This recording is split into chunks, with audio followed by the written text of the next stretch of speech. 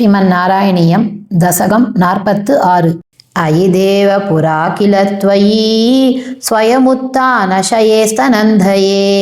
परिजृम्भणतो व्यपावृते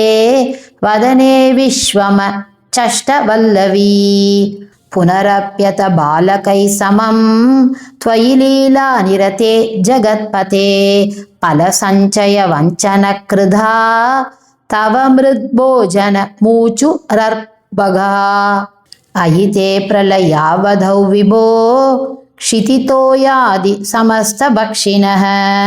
मृतुभाषणतो रुजा भवेत् इति भीता जननी शुकोपसा अयि दुर्विनयात्मकत्वया किमु मृत्सा बत वत्स भक्षिता इति मातृगिरं चिरं विभो विततां त्वं प्रति जग्निषे हसन् अयि ते सकलैर्विनिश्चिते विमदिश्चेद्वदनं विधार्यताम् इति मातृविभर्त्सितो मुखं विकसत्पद्मनिभं व्यधारयः अपि मृल्लवदर्शनोत्सुकां जननीं तां बहु तर्पयन्निव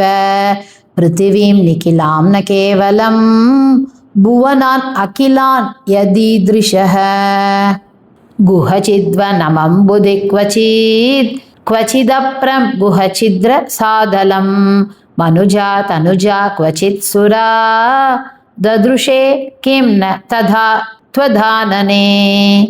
कलशाम्बुधिशायिनं पुनः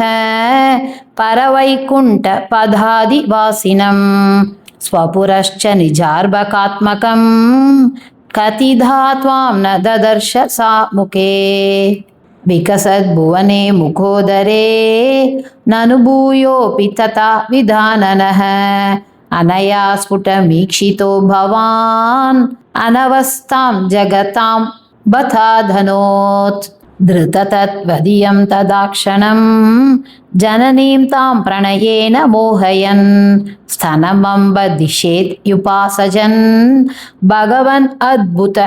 बाल पाहि माम् श्री हरे नमः श्री पोन्नु गुरुवायूरप्पने शरणं श्री चोटानिक्करे भगवती अम्मये शरणं आनंद चिन्मयने शरणं नारायण अखिल गुरु भगवन् नमस्ते सर्वत्र गोविंद नाम संकीर्तनं गोविंदा गोविंदा।